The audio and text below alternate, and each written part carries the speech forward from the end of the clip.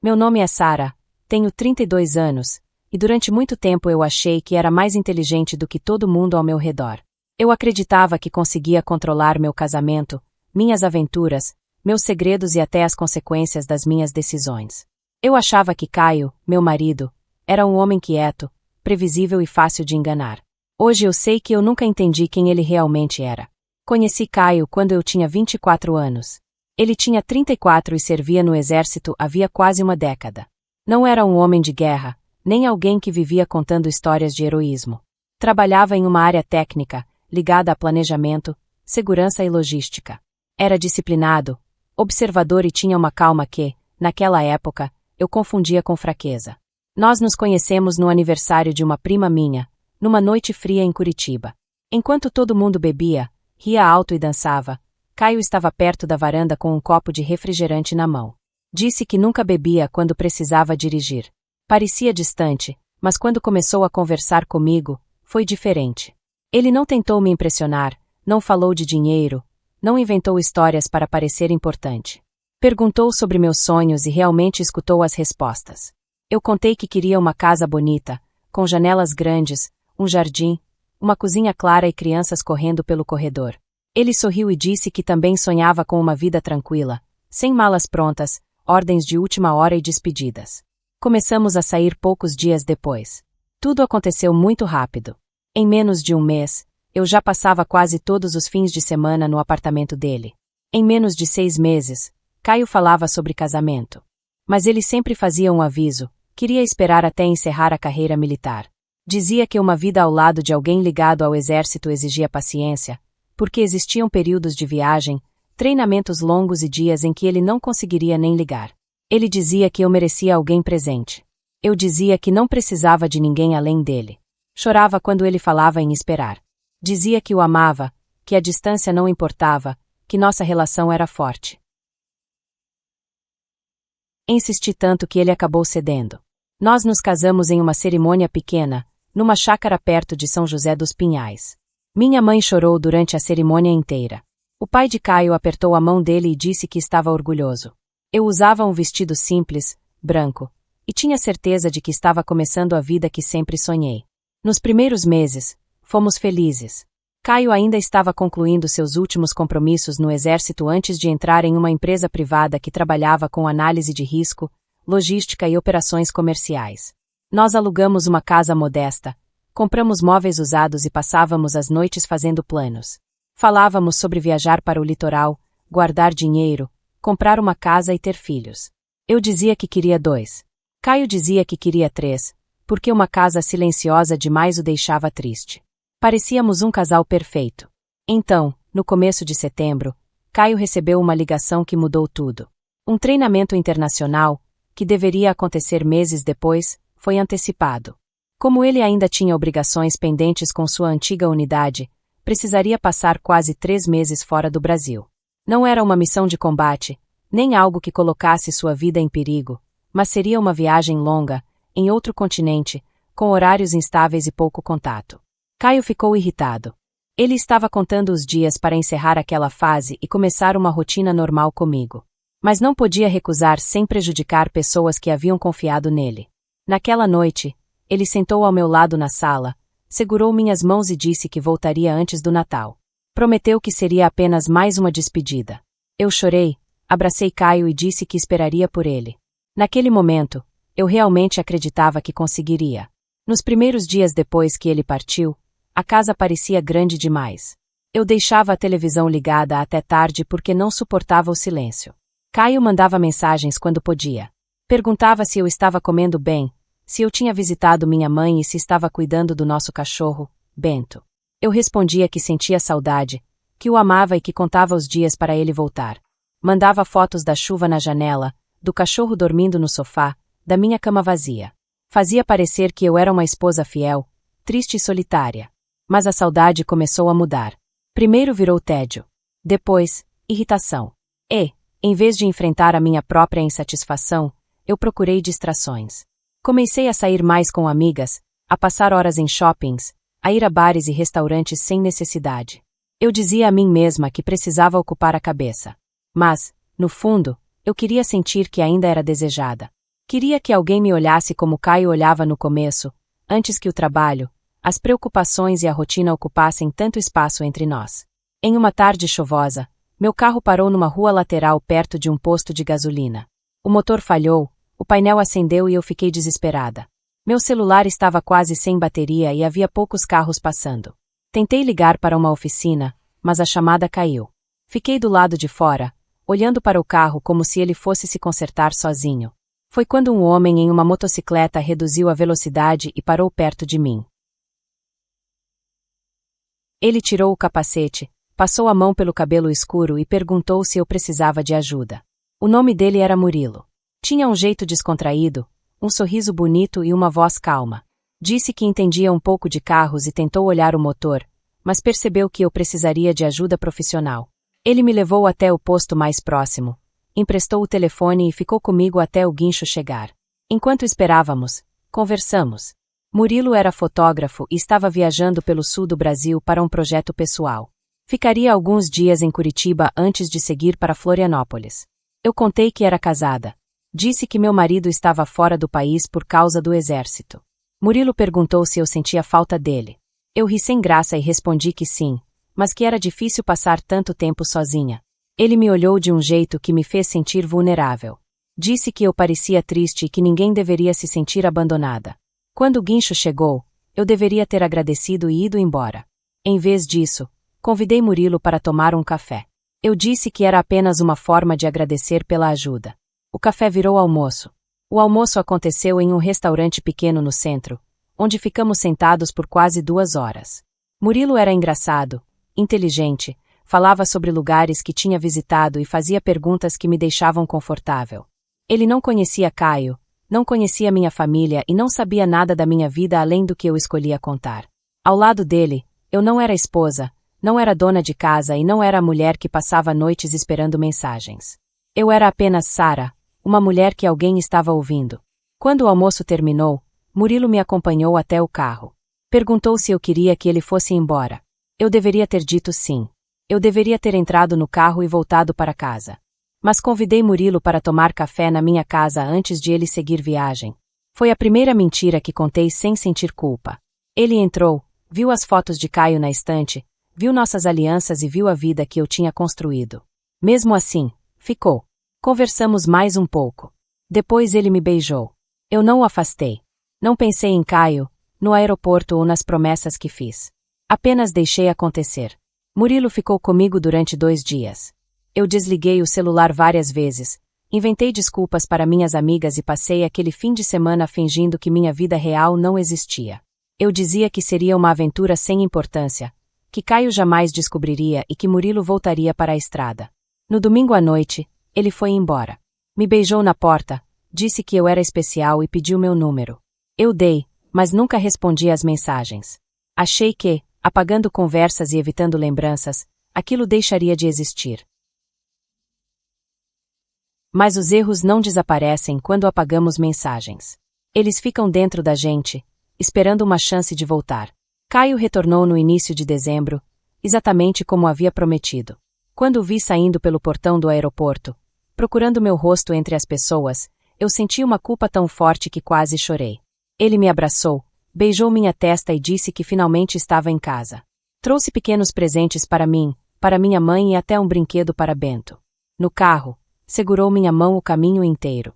Falava sobre como sentia falta da nossa cama, da comida da minha mãe e do cheiro da casa. Eu fingia estar feliz, mas meu peito apertava. Nas semanas seguintes, tentei ser a esposa perfeita. Cozinhei os pratos favoritos dele, organizei uma viagem para o Natal, comprei roupas novas e fiz surpresas. Caio parecia contente. Ele tinha encerrado oficialmente a carreira militar e começaria, em breve, um trabalho em Belo Horizonte, numa empresa onde sua experiência em planejamento, segurança e logística seria usada em projetos empresariais e análise de operações. Nós comemoramos. Eu dizia que agora tudo seria diferente, que não precisaríamos mais enfrentar distância. Mas havia uma parte de mim apodrecendo em silêncio. Pouco tempo depois, começamos a preparar a mudança. Caio tinha aceitado a proposta de emprego em Belo Horizonte e nós iríamos morar, por alguns meses, em um apartamento temporário enquanto procurávamos algo definitivo. No dia em que os funcionários começaram a desmontar os móveis, eu estava na cozinha separando caixas para doação. Caio estava no quarto acompanhando 2 homens que desmontavam nossa cama. Ouvi gavetas sendo retiradas, passos pesados e depois, um silêncio estranho. Quando Caio entrou na cozinha, ele segurava uma pequena caixa de papelão que ficava escondida atrás de uma mesinha. Dentro havia uma pulseira de couro que Murilo tinha esquecido, um recibo amassado de uma pousada e uma foto impressa dele sentado numa varanda, sorrindo para a câmera. Talvez eu tivesse escondido aquelas coisas e esquecido. Talvez Murilo tivesse deixado tudo ali de propósito. Naquele momento, não importava. Caio olhou para mim sem dizer nada. O rosto dele não mostrava raiva. Mostrava decepção. E aquilo me destruiu mais do que qualquer grito teria destruído. Ele perguntou quem era o homem da foto. Eu tentei mentir. Disse que podia ser de algum antigo morador, que a pulseira não era minha e que o recibo não fazia sentido. Mas minha voz tremia. Minhas mãos tremiam. Caio percebeu.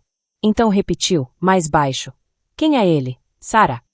Eu caí no chão da cozinha e comecei a chorar. Pedi desculpas. Disse que tinha sido uma vez, que eu estava sozinha, que tinha cometido uma loucura. Contei a história do carro, da chuva, do fotógrafo, do café e do fim de semana. Tentei fazer parecer menor do que era. Disse que Murilo não significava nada, que eu nunca mais tinha falado com ele e que me arrependia todos os dias. Caio ficou parado, encostado na parede, olhando para mim como se não reconhecesse a mulher com quem tinha casado. Ele não disse que me odiava. Não disse que queria o divórcio. Apenas falou que precisava sair. Pegou as chaves e foi para um hotel. Passei horas mandando mensagens, dizendo que precisava falar com ele, que estava desesperada e que não queria perder nosso casamento. No fim da tarde, Caio respondeu. Disse para eu levar alguma coisa para comermos e me mandou o número do quarto. Eu interpretei aquilo como um sinal de esperança. Corri até uma lanchonete, comprei hambúrgueres, batatas, refrigerantes e sobremesas. Quando cheguei ao hotel, a porta estava entreaberta. Era um quarto simples, com uma cama grande, televisão e uma mesa pequena. Caio estava sentado perto da janela. Ele não me beijou nem me abraçou. Apenas pediu que eu entrasse. Comemos quase em silêncio. Depois de alguns minutos, ele perguntou se eu tinha contado tudo. Eu disse que sim. Perguntou se Murilo havia voltado em outros dias, se eu tinha usado dinheiro dele, se tinha mentido para familiares ou contado para alguém. Respondi que não. Quando percebi que ele não gritaria, comecei a chorar outra vez. Disse que estava fraca, que não sabia lidar com a solidão e que ele tinha me deixado sozinha num momento difícil. Eu tentei dividir a culpa. Hoje eu sei que aquilo foi cruel. Caio não me abandonou. Ele estava cumprindo uma obrigação e tentando construir o futuro que eu dizia querer. Mas eu queria aliviar o peso sobre mim, então tentei fazer parecer que ele também era responsável pelo que eu tinha feito. Caio ficou muito tempo olhando para o chão. Depois se aproximou, segurou meu rosto e disse que ainda me amava, mas não sabia se conseguiria confiar em mim de novo. Eu me agarrei a ele. Naquela noite, nós tentamos fingir que o amor podia apagar tudo. Na manhã seguinte, viajamos para Belo Horizonte. Durante toda a estrada, Caio dirigiu em silêncio, e eu olhava pela janela acreditando que tinha sido perdoada. Eu não entendi que ele não havia esquecido. Ele apenas havia decidido tentar continuar. Os anos seguintes foram estranhos. Por fora, nossa vida melhorou. Caio cresceu na empresa porque tinha facilidade com números, estratégia, planejamento e análise de risco. Começou a ganhar mais dinheiro do que eu imaginava. Saímos do apartamento temporário e compramos uma casa bonita em um bairro tranquilo. Viajamos para o Rio de Janeiro, fomos para Gramado, passamos alguns dias em Salvador. Eu postava fotos sorrindo em restaurantes, usava roupas caras e dizia para as pessoas que nosso casamento tinha superado uma fase difícil. Mas havia algo diferente em Caio. Ele não era agressivo. Nunca levantou a voz para mim. Nunca me proibiu de sair. Mas observava tudo. Perguntava onde eu estava, com quem tinha falado e que horas voltaria. Quando eu demorava para responder, ele ligava. Quando eu dizia que tinha ido fazer compras, perguntava quais lojas tinha visitado. Eu o chamava de paranoico. Dizia que ele precisava confiar em mim. Só que, no fundo, eu sabia que tinha destruído essa confiança. Caio não conseguia me deixar sozinha sem imaginar o pior. E eu, em vez de respeitar a dor dele e tentar reconstruir o que quebrei, comecei a me sentir presa. Dizia para mim mesma que ele estava me sufocando, que eu merecia liberdade e que não era justo viver pagando por algo que já tinha pedido perdão. Mas, em vez de conversar, procurar terapia ou terminar o casamento, procurei outra fuga. 3 anos depois, Caio decidiu comprar uma propriedade no interior de Minas Gerais. Ele queria um lugar afastado da cidade, com espaço para viver de forma mais tranquila, e talvez, construir a família que ainda sonhava ter. Visitamos algumas fazendas até encontrarmos uma casa colonial perto de Lavras. A construção estava abandonada havia muitos anos. As janelas estavam quebradas, a pintura descascava, o telhado precisava de reparos e o terreno tinha mato alto por todos os lados. Mas a casa era linda.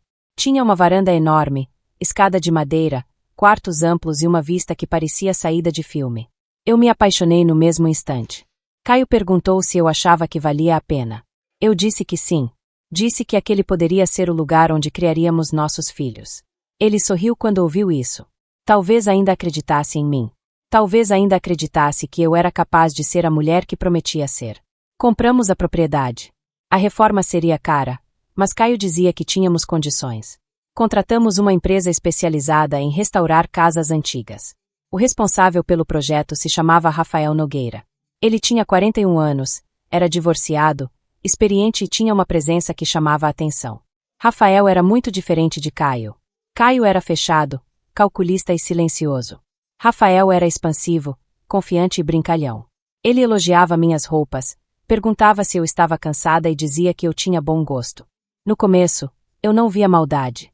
Gostava de acompanhar a reforma, escolher pisos, tintas, luminárias e móveis.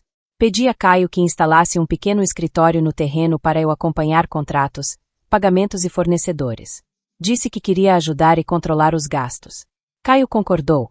Um container adaptado foi colocado a alguns metros da casa principal. Tinha ar-condicionado, mesa, internet, banheiro e um quarto pequeno que poderia ser usado por funcionários quando fosse necessário. Como havia equipamentos caros, documentos e pagamentos ligados à obra, Caio mandou instalar um sistema de segurança no local. Câmeras foram colocadas nas áreas principais, e ele tinha acesso ao monitoramento pelo computador do escritório dele. Ele dizia que era para proteger a reforma e evitar problemas com materiais ou funcionários. Mas, depois da primeira traição, eu sabia que havia outro motivo. Ele ainda não confiava totalmente em mim. Eu passei a ir à fazenda quase todos os dias. Rafael aparecia no escritório para discutir obras, orçamentos e prazos. Depois começou a aparecer para tomar café. Em seguida, começou a ficar mais tempo do que precisava. Ele perguntava sobre meu casamento. Dizia que Caio era frio, difícil e ausente. Eu dizia que Caio tinha mudado depois da traição. Rafael dizia que qualquer homem que amasse uma mulher de verdade saberia perdoar. Eu sabia que aquilo era uma armadilha. Sabia que Rafael dizia exatamente o que eu queria ouvir. Mesmo assim, deixei que continuasse. Num fim de tarde, depois que todos os trabalhadores tinham ido embora, começou a chover forte. Rafael ficou no escritório esperando a chuva diminuir. Nós estávamos sozinhos. Eu estava sentada à mesa, olhando alguns papéis, quando ele se aproximou e colocou a mão no meu ombro. Perguntou se eu era feliz. Eu não respondi. Ele se abaixou, olhou para mim e disse que eu merecia ser desejada, cuidada e ouvida. Eu deveria ter mandado ele embora. Eu deveria ter lembrado de Murilo, de Caio e da dor que eu já tinha causado. Mas eu beijei Rafael.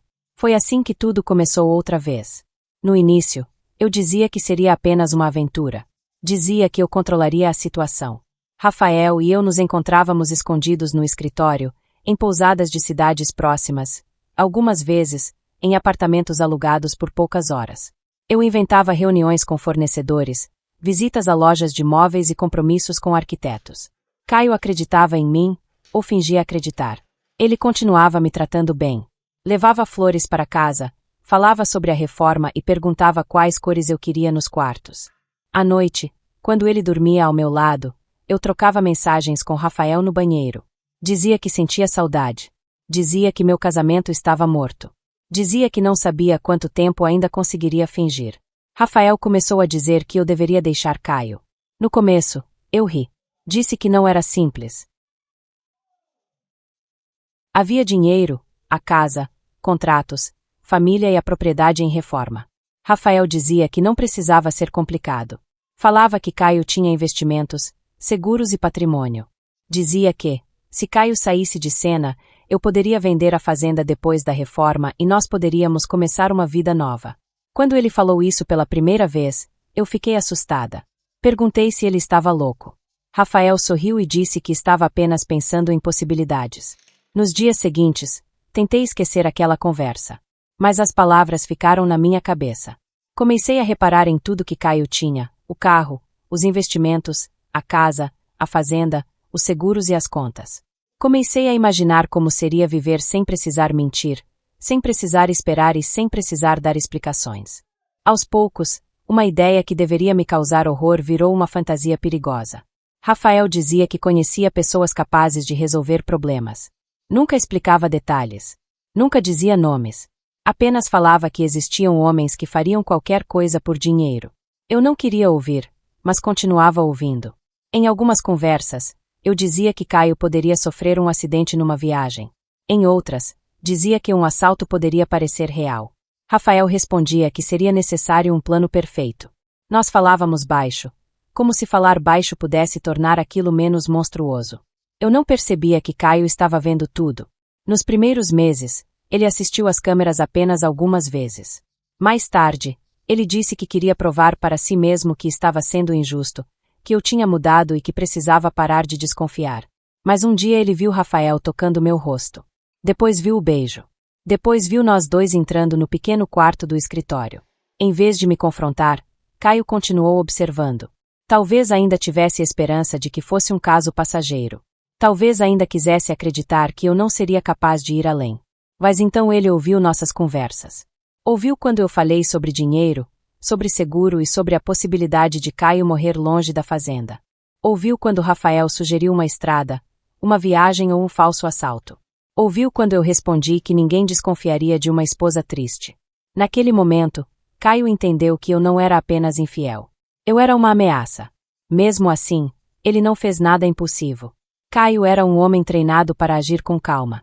Salvou as gravações, preservou as mensagens, registrou horários e procurou uma advogada criminalista chamada Helena Paz, uma amiga antiga que já tinha trabalhado com casos delicados. Helena ouviu Caio, viu parte das provas e disse que ele precisava agir com cuidado. Orientou que ele não me confrontasse, não ameaçasse Rafael e não tentasse resolver nada sozinho. Disse que as autoridades precisavam ser avisadas, porque aquelas conversas poderiam evoluir para uma tentativa real. Caio concordou. Enquanto isso, eu continuava fingindo que tudo estava normal. Voltava para casa, tomava banho, jantava com ele e falava sobre o futuro. Em uma noite, sentei no chão da sala, perto da poltrona onde ele estava, e disse que não via a hora de a reforma terminar. Falei que queria parar de tomar anticoncepcional, que sonhava em ter filhos e que seria uma ótima mãe. Caio me olhava em silêncio. Eu achava que ele estava emocionado. Hoje eu sei que ele provavelmente pensava em como eu conseguia mentir com tanta facilidade. Na quinta-feira seguinte, Caio me levou a um restaurante caro em Belo Horizonte. Pediu vinho, escolheu uma mesa perto da janela e disse que queria comemorar a nova fase da nossa vida. Eu fiquei feliz. Pensei que ele estava mais apaixonado. Depois fomos dançar em um lugar pequeno perto do aeroporto. Caio segurou minha cintura, beijou meu pescoço e disse que eu estava linda. Eu me senti desejada por ele, e por algumas horas, quase esqueci Rafael. Quando voltamos para casa, passamos a madrugada juntos. Na manhã seguinte, acordei acreditando que talvez ainda houvesse salvação para nosso casamento. Mas, na segunda-feira, eu voltei para a fazenda. Rafael já estava no escritório. Assim que entrei, ele me abraçou e disse que sentiu minha falta durante o fim de semana. Eu disse que também tinha sentido. Ele elogiou meu cabelo, minhas unhas e meu vestido. Depois falou que não aguentava mais esperar. Disse que queria que tudo acabasse logo, que queria morar comigo, viajar comigo e viver sem esconder nada. Eu respondi que precisava de um álibi perfeito. Disse que Caio viajava bastante a trabalho e que seria mais fácil se alguma coisa acontecesse quando ele estivesse fora. Rafael falou que tinha conversado com um homem de São Paulo que poderia ajudar. Disse que o homem cobraria caro, mas era discreto. Eu perguntei se ele era confiável. Rafael respondeu que era profissional. Eu não sabia que cada palavra estava sendo gravada. Não sabia que, naquele mesmo momento, a polícia já acompanhava parte da situação. Alguns dias depois, Rafael me mandou mensagem dizendo que precisava de dinheiro. Disse que o contato exigia uma entrada antes de marcar uma conversa. Eu fiquei apavorada. Pela primeira vez, percebi que aquilo que eu tinha tratado como fantasia podia se transformar em realidade. Pensei em desistir. Pensei em dizer que tinha enlouquecido, que não queria mais nada, que queria terminar o caso e tentar reconstruir meu casamento. Mas eu tinha ido longe demais. Rafael ficou irritado quando falei em desistir. Disse que eu estava com medo porque não tinha coragem. Disse que Caio jamais me perdoaria se descobrisse tudo.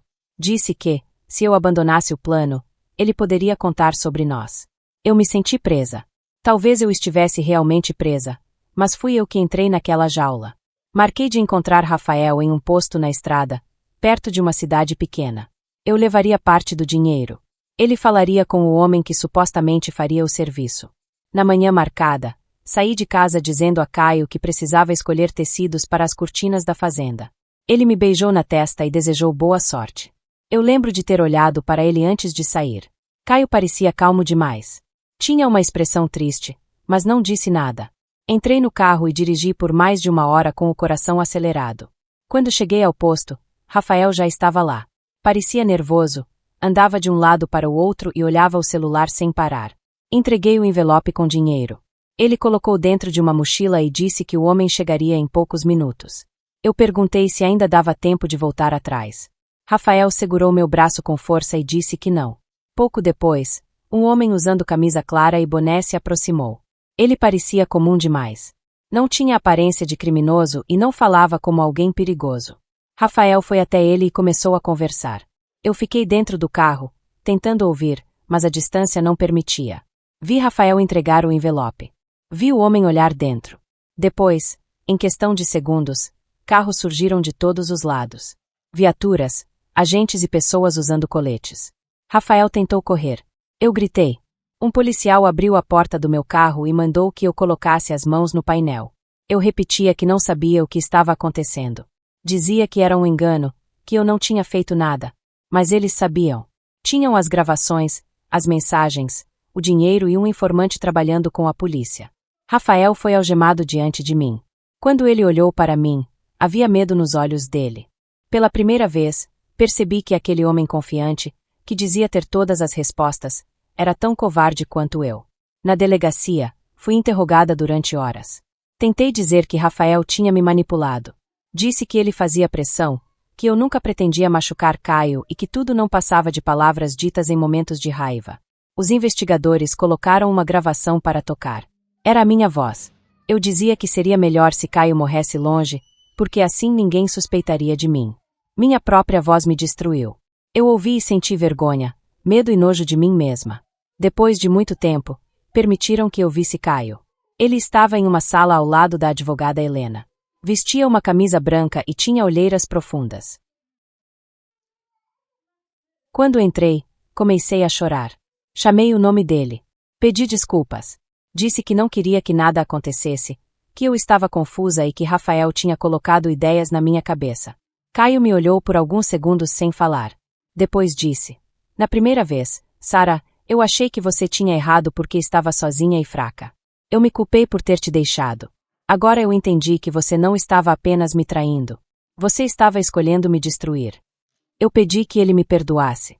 Caio balançou a cabeça e disse que perdão não era o mesmo que continuar. Disse que não faria nada contra mim, que não buscaria vingança com as próprias mãos, porque não queria se tornar parecido com a pessoa que eu tinha sido capaz de imaginar. Mas disse que deixaria a verdade falar por ele. E foi isso que aconteceu. O processo foi longo. Minha mãe descobriu tudo. Meu pai quase não falou comigo durante meses. Os pais de Caio ficaram devastados. Eles nunca me trataram mal, mesmo depois da primeira traição. Tinham aceitado meu pedido de desculpas e acreditado que eu tinha mudado. Quando souberam que eu tinha participado de um plano contra o filho deles, não conseguiram entender. Amigos se afastaram. Pessoas que eu conhecia apenas de vista começaram a comentar. Em cidades pequenas, segredos nunca ficam escondidos por muito tempo. Rafael tentou jogar toda a culpa em mim. Disse que eu era a mente por trás do plano e que ele apenas tinha concordado porque estava apaixonado. Eu também tentei jogar a culpa nele. Disse que ele era manipulador, que me ameaçava e que eu tinha medo. Mas havia mensagens demais, conversas demais e provas demais. O tribunal não precisava imaginar nada. Tudo estava registrado. Caio não precisou inventar uma única palavra. Ele apenas entregou a verdade. O divórcio aconteceu antes do fim do processo criminal. A casa em Belo Horizonte ficou com Caio. A fazenda também ficou com ele, porque a maior parte do dinheiro investido na compra e na reforma vinha de bens que ele já possuía antes do casamento. Eu perdi quase tudo. Alguns amigos disseram que eu merecia. Outros disseram que ninguém merece perder tudo. Eu não sabia o que pensar. Eu só sabia que, toda vez que fechava os olhos, via o rosto de Caio no aeroporto, feliz por voltar para casa, sem imaginar o que eu tinha feito enquanto ele estava longe. Minha maior punição não foi perder dinheiro, nem perder a fazenda, nem perder o casamento. Minha maior punição foi entender que eu tive oportunidades de mudar e desperdicei todas. Eu poderia ter confessado depois de Murilo e terminado o relacionamento. Poderia ter procurado terapia. Poderia ter deixado Caio quando percebi que não era mais feliz. Poderia ter recusado Rafael. Poderia ter parado quando ele mencionou dinheiro. Poderia ter fugido no dia do posto. Mas, em cada momento, escolhi a saída mais fácil, mais egoísta e mais cruel. Caio não precisou me matar. Não precisou me humilhar em público. Não precisou fazer nada ilegal. A resposta dele foi mais dura do que qualquer vingança que eu pudesse imaginar. Ele me deixou encarar tudo o que fiz e me obrigou a responder por cada decisão. Depois de algum tempo, soube por minha mãe que Caio terminou a reforma da fazenda. Transformou parte da propriedade em uma pousada rural. Recuperou os jardins, reformou os quartos, construiu um pequeno estábulo e abriu o lugar para famílias e casais que queriam descansar longe da cidade. A casa que eu imaginei usar para viver uma mentira agora recebe pessoas que não sabem nada sobre mim. Talvez seja melhor assim. Talvez aquele lugar nunca tenha pertencido a mim. Ou talvez tenha pertencido por um instante, até eu provar que não merecia ficar. Ainda estou pagando pelos meus erros. Ainda acordo algumas noites pensando que tudo poderia ter sido diferente. Penso em Caio, penso no amor que ele me deu e penso no homem que ele era antes de descobrir quem eu realmente era. Eu não sei se ele me odeia. Talvez nem odeie mais. Talvez apenas tenha me apagado da vida dele, como alguém apaga uma cicatriz de uma fotografia antiga. Eu não posso reclamar. Fui eu que entreguei a ele todos os motivos para partir. E essa é a verdade que preciso carregar. Eu traí meu marido, tentei destruir a vida que ele construiu e quase permiti que ele perdesse a própria vida por causa da minha ambição. No fim, eu não fui destruída por Caio. Eu fui destruída pelas escolhas que fiz. Se esta história mexeu com você, deixe seu like, escreva nos comentários o que faria no lugar de Caio e inscreva-se no canal para acompanhar mais histórias intensas de traição, arrependimento e consequências. Obrigada por ouvir até o fim, e nos vemos na próxima história.